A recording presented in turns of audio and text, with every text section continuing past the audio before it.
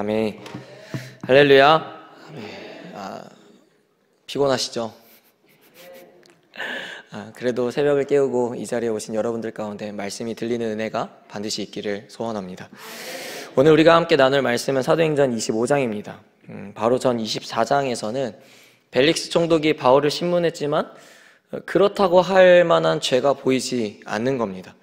그럼 사실 그냥 무죄의 판결을 내리면 되는 건데 그렇지 않고 2년 동안 감옥에 가둬두면서 재판을 계속해서 연기하게 둡니다.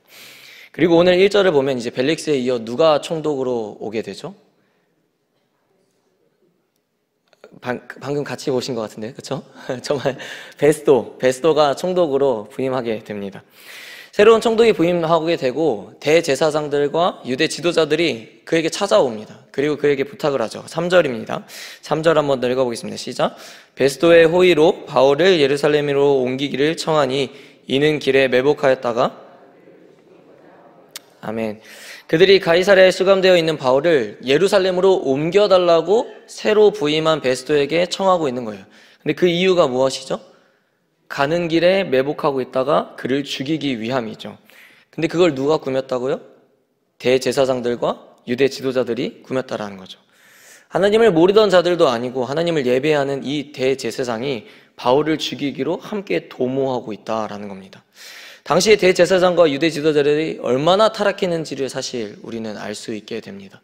그리고 우리도 얼마든지 그들과 같이 타락해질 수 있게 된다라는 사실도 알게 됩니다. 우리는 하나님께 쓰임받는 자들이어야지 마귀에게 쓰임받는 자들이 되어선 안 됩니다. 그런데 여러분, 베스도 총독이 그 제안을 받아들이던가요? 아니요, 거절합니다. 베스도 총독은 부임한 지 3일밖에 되지 않았습니다.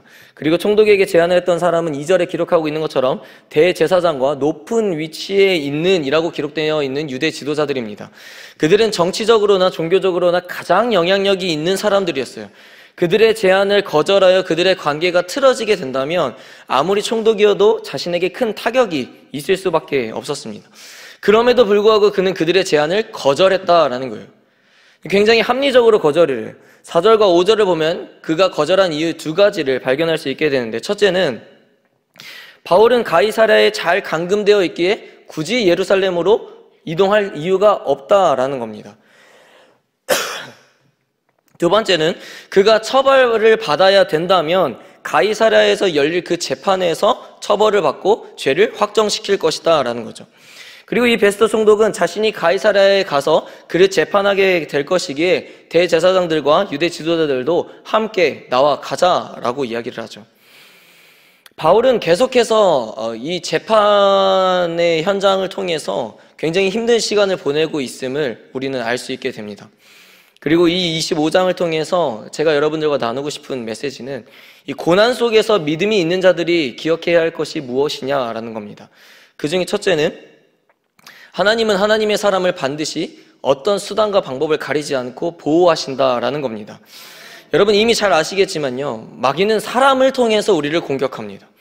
항상 악인은 의인들을 무너뜨리기 위해서 열심히 노력을 합니다. 오늘 본문을 보면 대제사장과 유대 지도자들이 역시 마귀의 도구로 쓰임을 받게 되는 사실을 우리는 발견할 수 있게 됩니다. 여러분, 이때 마귀의 계획이 있다면 무엇일까요? 대제사장과 유대 지도자들을 사용함으로써 마귀의 계략이 있다면 무엇일까요? 그것은 바로 바울을 예루살렘으로 이송시킴으로써 매복했던 자들이 바울을 죽이는 것이었을 겁니다. 근데 왜 그렇게 할까요? 그렇게 해야 예수 복음이 더 이상 전파되지 않을 거니까요. 그래야 예수 그리스도의 복음을 듣는 자들이 더 이상 늘지 못할 거니까요. 그러나 마귀의 뜻대로 쉽게 될 리가 없죠. 왜냐하면 우리 하나님은 그보다 훨씬 더 크신 분이시기 때문입니다. 하나님은 부임한 지 3일밖에 안 된 이 베스도를 사용하셔서 그 일을 막게 합니다. 아까도 말했지만 베스도 입장에서는 그들의 뜻대로 하여서 민심을 사고 좋은 관계를 형성시키는 게 더 좋았을 텐데 하나님은 베스도를 통해서 악한 계략을 막아서게 하신다라는 거예요. 하나님은 바울을 통해 하실 일들이 분명하게 있으셨습니다. 그게 뭐였을까요? 사도행전 23장 11절에 그게 기록되어 있는데요. 함께 읽겠습니다. 시작.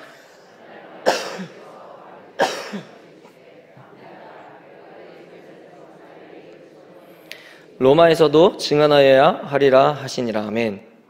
하나님은 바울을 통해 로마에도 복음이 심어지는 계획을 가지고 계셨습니다. 그러기에 바울이 여기서 죽어서도 멈춰서도 안 된다라는 거예요. 다시 말해 하나님은 하나님의 계획을 이루기 위해서는 자신의 사람을 어떠한 수단과 방법을 가리지 않고서라도 반드시 지켜내시고 보호하신다라는 겁니다. 이미 사도행전 23장에서도 바울은 죽을 뻔한 상황이 주어졌습니다. 23장 12절 13절입니다. 함께 읽겠습니다. 시작. 날이 새매 유대인들이 당을 지어 맹세하되 바울을 죽이기 전에는 먹지도 아니하고 마시지도 아니하겠다 하고. 아멘. 바울을 죽이기 위해 시금전폐하고 동맹한 유대인들이 40명이나 되었습니다. 그들의 목적은 하나예요. 하나. 바울을 죽이는 것. 정확한 이유는 나타나 있지는 않지만 아무래도 바울의 이 영향력이 무서워서 두려워서 그것을 미리 막으려고 하지 않았나 싶습니다. 어쨌든지 간에 이미 2년 전에 바울을 죽이기로 작정했을 때도 하나님은 23장을 통해서 바울의 조카를 통해서 그 사실을 알게 하였고 천부장을 통해서 바울을 안전하게 보호하셨습니다. 이 또한 하나님의 보호하심이었다라는 거죠. 모세가 백성들을 출애굽시키고 막막한 홍해 앞에 섰을 때도 하나님의 계획은 훨씬 더 크기에 그들을 구원의 길로 인도하셨습니다. 모르드게와 에스더의 민족들도 죽을 날을 기다리고 있었을 때도 하나님은 하나님은 하만의 계략을 무너뜨리고 인도하셨다라는 거예요. 또한 다니엘이 사자굴에 빠졌을 때도 하나님의 계획은 거기까지가 아니었던 거예요. 더 앞으로 다니엘을 사용하셔야 됐기 때문에 사자굴에서도 그를 지키시고 보호하셨다라는 거죠. 이처럼 하나님은 세상 모든 만물의 창조주이십니다. 그러기에 모든 것들이 하나님에게 도구로 쓰일 수 있다라는 거죠. 그래서 우리는 하나님의 보호하심을 받기 위해 반드시 하나님의 사람으로 서 있어야 합니다. 자칫하면 우리도 얼마든지 앞에서 이야기했던 것처럼 종교만 따르는 이 대제사장과 같은 사람이 될 수 있으며 분별하지 못한 채 마귀에게 쓰임받는 자들이 될 수 있다라는 거죠. 똑같이 하나님을 알고 있지만 바울은 하나님께 쓰임을 받았고 대제사장과 유대 지도자들은 마귀에게 쓰임받는 자들이 되었습니다. 여러분은 어떻게 쓰임받기를 원하십니까? 당연히 하나님의 사람으로 쓰임받기를 원하지 않으십니까? 그럼 우리는 끝까지 하나님 편에 서 있는 믿음이 있는 자가 되어야 합니다. 베스토 총독이 가이사랴로 내려가 바울을 만났지만 그에게 이렇다 할 죄가 보이지 않는 겁니다. 벨릭스 총독 때와 같이 유대인들은 계속해서 이 바울을 고소하면서 바울이 유죄를 주장하지만 그에 걸맞는 증거가 하나도 없는 거예요. 그게 무엇을 뜻하는지 아십니까? 죄가 하나도 없다라는 것. 바울은 하나도 자신을 위해서 살지 않았다라는 겁니다. 하나부터 열까지 예수를 위해서 살았다라는 거죠. 복음을 전하는 것 외에는 자신의 만족과 이익을 위해서 한 행동이 없으니 그에게 죄라고 할 만한 혐의가 나타날 수가 없는 겁니다. 이전에도 지금도 그리고 후에도 재판할 때 바울은 죄가 없음을 보게 됩니다. 전 이걸 보면서 이 바울이라는 인물이 과연 어떤 삶을 산 걸까라는 질문을 다시 던져보게 되었습니다. 물론 바울이 쓴 서신만 봐도 그가 어떤 삶을 살았는지 알 수 있죠. 근데 이걸 보면서 다시 한번 질문을 던지게 된 겁니다. 이 바울이라는 인물 대체 어떤 삶을 산 걸까? 도대체 어떤 사람인 걸까? 그리고 그 답을 빌립보서 3장 7절에서 8절에서 찾을 수 있게 되었습니다. 함께 읽겠습니다. 시작.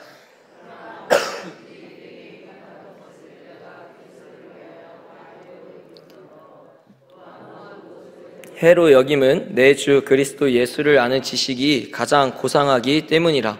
내가 그를 위하여 모든 것을 잃어버리고 배설물로 여김은 그리스도를 얻고. 아멘. 제가 이전에 사도행전 9장의 말씀을 나눌 때도 말씀드렸지만 바울은 회심한 후 자신의 남은 일생을 하나님을 위해서 살기로 결단했습니다. 그리고 실제로 그렇게 살아낸 사람입니다. 바울이 하나님의 사람으로 쓰임받고 하나님의 사람으로 보호받을 수 있었던 것은 그가 남은 자신의 삶을 바울 자신을 위해서가 아니라 오로지 예수 그리스도를 위해서 살았기 때문입니다. 바울에겐 세상의 만족과 유익들이 배설물과 같이 여겨질 수밖에 없었던 이유는 예수 그리스도라는 이 놀라운 보물을 발견했기 때문입니다.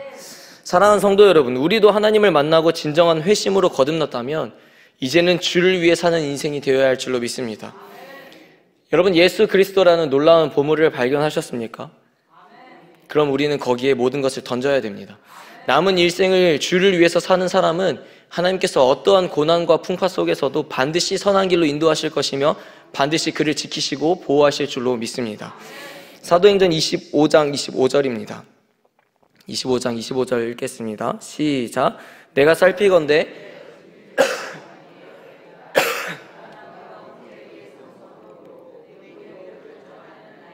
아멘.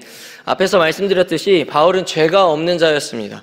죄가 없음에도 불구하고 앞에 재판에서부터 무죄를 선고받지 못하고 2년이나 더 감옥에서 기다릴 수밖에 없었어요.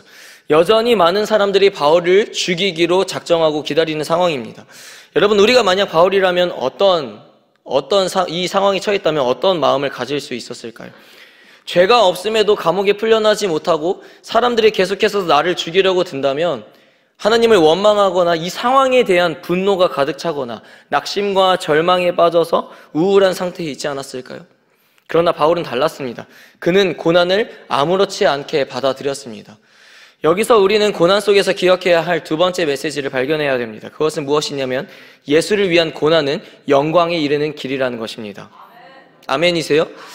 여러분, 바울이 이러한 상황에 처하게 된 이유가 무엇이라고 했습니까? 결국 예수 복음을 전했기 때문이지 않습니까? 그는 고작 복음을 전했을 뿐인데 때로는 돌도 맞고 감옥에 갇히기도 하고 죽을 뻔한 상황에 처하기도 했습니다. 그러나 이런 고난은 바울에게만 일어난 일이 아니라는 겁니다. 구약의 때부터 하나님의 편에 서서 하나님의 말씀을 전하는 자들은 사람들에게 미움과 조롱거리가 되었습니다. 앞에서 말했던 다니엘도, 모르드게도, 요셉도, 노아도 그랬습니다. 여러분, 우리도 하나님 앞에 예수 그리스도를 위해서 고난을 받을 준비가 되었냐라는 질문을 던질 때 여러분, 거기에 답을 할 수 있어야 됩니다. 저와 여러분들은 예수 그리스도를 위해 얼마나 수치스러움을 견딜 수 있으십니까? 저와 여러분들은 예수 그리스도를 위해서 얼마나 사람들에게 조롱거리가 되실 수 있으십니까? 진짜로 얼마나요? 저부터서가 여러분, 우리는 예수를 위해서 뭐든 할 것처럼 늘 다짐하고 결단하거든요. 근데 교회 내에서 내가 조금만 무시당해도 참지 못합니다. 내 주변 사람이 나를 조금만 수치스럽게 해도 그것을 견디지 못해요. 세상 사람들이 나를 조금만 비난하고 손가락질해도 내 분노의 감정이 차오르게 된다고요. 근데 여러분, 우리가 진정 예수 그리스도를 위해서 얼마나 수치와 조롱과 핍박과 고난을 감당할 수 있을까요? 진짜로 얼마나요? 여러분, 우리는 예수 그리스도를 위해서라면 기꺼이 조롱받는 자가 되어야 됩니다. 예수를 위해서라면요, 기꺼이 핍박받는 자가 되어야 됩니다. 예수를 위해서라면요, 기꺼이 십자가에 죽어야 됩니다. 그게 바로 나는 죽고 예수로 사는 인생이 되는 겁니다. 하나님의 말씀은 예수를 믿으면 고난이 없을 거라고 하지 않습니다. 오히려 디모데후서 1장을 보면 복음과 함께 고난을 받으라 라고 얘기를 하죠. 그래서 믿는 자들은 고난을 당연하게 여겨야 되는 거예요. 핍박과 수치와 조롱을 당연하게 여겨야 되는 겁니다. 앞으로도 우리의 믿음의 여정에 있어서 수없이 많은 고난이 찾아올 때고 예수를 믿는다는 이유로 사람들에게 불의를 당하고 조롱받는 상황이 오게 되겠지만 그래도 우리는 그 고난을 복음과 함께 받아들여야 됩니다. 로마서 8장 18절입니다. 너무 잘 아는 구절이죠. 함께 읽겠습니다. 시작.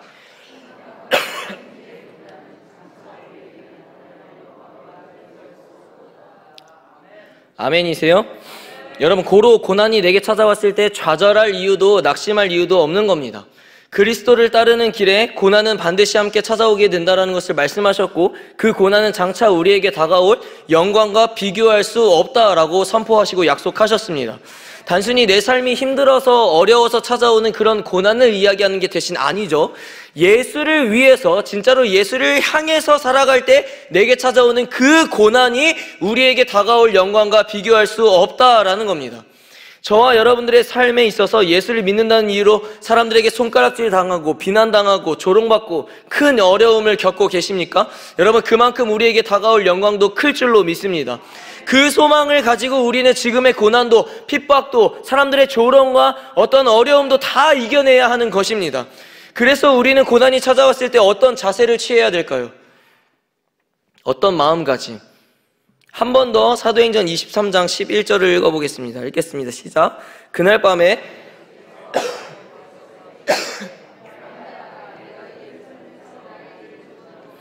로마에서도 증언하여야 하리라 하시니라. 아멘. 어떻게 해야 한다고요? 담대하라. 여러분, 고난이 올 것을 당연한 것으로 여기고 우리는 그 고난을 담대하게 이겨내야 될 줄로 믿습니다. 바울은 자신에게 찾아온 이 고난 가운데 불평과 불만을 갖지 않습니다. 오히려 덤덤하게 그리고 담대하게 그 고난 가운데에 하나님의 복음을 전파하고 있습니다. 여러분, 고난 속에서도 우리 하나님은 우리와 함께 계실 줄로 믿습니다. 바울이 감옥에 갇혀 힘든 시간을 보낼 때도 주님은 바울과 함께 계셨습니다. 내게 주어진 고난 속에서 하나님이 나와 함께 계시기에 여러분, 우리는 두려워하지 말고 담대함으로 그 시간을 버텨내면 되는 겁니다. 사도행전의 가장 마지막인 28장 31절에도 이렇게 기록되어 있는데요. 읽겠습니다. 시작.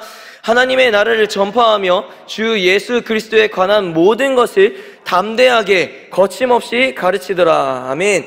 바울은 끝까지 담대함으로 복음을 거침없이 전했습니다. 여러분, 우리는 어떠한 상황이 닥쳐오더라도 두려움에 떨쳐내고 담대함으로 예수의 복음을 증거할 수 있는 하나님의 복음의 통로로 사용되어야 합니다.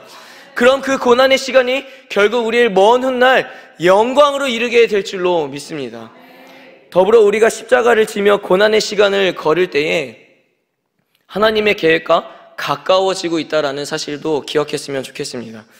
바울은 지금 굉장히 힘들고 어려운 시간을 겪게 되지만 결국 그 시간을 최종적으로 어디를 인도하기 위함입니까? 로마로 인도하기 위함입니다. 로마의 복음이 선포되어지게 하시려는 이 하나님의 계획이 담겨져 있는 것이죠. 그래서 무죄임에도 무죄로 풀려날 수가 없는 거예요. 여러분, 예수님의 고난을 떠올려봐도 그렇습니다. 예수님께서 수많은 사람들에게 조롱받고 핍박받던 그 고난의 시간은 모든 인류가 하나님의 계획에 구원에 이르는 그 하나님의 놀라운 계획에 담겨져 있었다라는 거죠. 다시 말해서요, 우리가 십자가를 지면서 고난의 길을 걸을 때 하나님의 놀라운 계획과 가까워지게 된다라는 겁니다. 그래서 우리는 고난을 피해서도 안 되고 그것이 내게 불필요한 것이라고 여겨서도 안 되고 하나님을 원망해서도 안 된다라는 겁니다. 여러분, 십자가를 지지 않으려고 하고 고난의 길을 피하려고 하고 사람들에게 조롱받지 않으려고 하고 예수의 복음을 부끄러워하면서 사는데 어떻게 하나님께서 그 사람을 통해서 하나님의 계획을 이루실 수 있겠냐라는 거예요. 그럴 수 없죠, 당연히. 사랑하는 성도 여러분, 하나님의 뜻과 계획을 이루기 위해선 우리는 고난 앞에서 담대함을 가져야 하며 영광이라는 소망을 바라보며 달려갈 필요가 있다라는 겁니다. 그게 바로 믿는 자들이 기억해야 할 오늘의 메시지라는 겁니다. 말씀을 정리합니다. 여러분, 죄 없는 바울은 굉장히 힘들고 어려운 싸움을 끊임없이 혼자 하고 있습니다. 아무도 바울 편에 서지 않고 바울을 도우려고 하지 않고 오히려 바울을 죽이려고만 하는 그 순간, 하나님은 그 순간도 한순간도 바울 곁을 떠나지 않고 지키셨습니다. 하나님은 모든 만물의 창조주이시고 모든 만물의 주인이시기에 세상의 모든 피조물을 움직이시더라도 어떤 온갖 수단의 방법을 다 동원하시더라도 하나님의 사람을 반드시 지키시고 보호하시는 분임을 여러분 믿으시기를 바랍니다. 마귀는 우리와 같이 하나님의 사람들이 하나님과 멀어지기 위해 그들도 온갖 방법을 동원해서 우리를 공격하고 넘어뜨리려고 하겠지만 하나님은 그보다 훨씬 더 크시고 강하시고 놀라우신 분이시기에 우리가 하나님의 편에 서서 우리의 믿음을 잘 지켜내기만 한다면 어떠한 고난 속에서도 하나님은 반드시 우리를 지켜내신다는 사실을 여러분 꼭 기억하시기를 바랍니다. 더불어 예수 그리스도를 위한 이 고난은 우리를 영광의 길로 인도하게 될 줄로 믿습니다. 고로 예수를 위한 수치와 조롱과 핍박을 두려워하지 마시고 더욱 담대함으로 영광의 소망을 바라보며 승리해야 합니다. 그리고 여러분, 오늘 우리는 반드시 이 질문에 답을 찾아야 됩니다. 교회 내에서도 분노를 참지 못하고 조금만 사람들에게 무시받아도 참지 못하는 내가 진정으로 예수를 위해서 수치와 조롱과 고난을 받을 준비가 되었는가? 주님, 제가 정말로 예수를 위해서라면 고난 속에서 좌절하지 않고 낙심하지 않을 준비가 되었습니까? 라는 이 질문, 여러분 그 질문에 반드시 답을 찾기를 축복합니다. 지금은 그게 어렵게 느껴지더라도 하나님의 말씀이 성경에서 약속하고 있는 것처럼 장차 우리에게 다가올 영광과 비교할 수 없을 거라는 그 소망을 가지고 예수를 위해서 기꺼이 담대함으로 소망을 감당하는 우리 모두가 되기를 주님의 이름으로 축복합니다. 이 시간 말씀을 기억하며 함께 기도하며 나아가기를 소망합니다. 이 시간 기도할 때 주님, 마귀는 끊임없이 우리를 괴롭게 하고 공격하겠지만 어떠한 상황 속에서도 주님이 내 곁에 계시고 나를 보호하실 거라는 믿음의 확신을 허락하여 주시옵소서. 그래서 고난이 찾아와도 피하기보다는 그것이 곧 영광에 이르는 길이라는 믿음을 가지고 담대함으로 하나님의 복음을 증거할 수 있는 복음의 통로로 우리를 사용하여 주시옵소서. 우리 이 시간 힘차게 주여 한번 부르시고 기도합니다. 주여! 사랑과 은혜가 풍성하신 주님, 하나님의 말씀 가운데 우리에게 주신 이 메시지를 기억하며 기도하기를 소망합니다.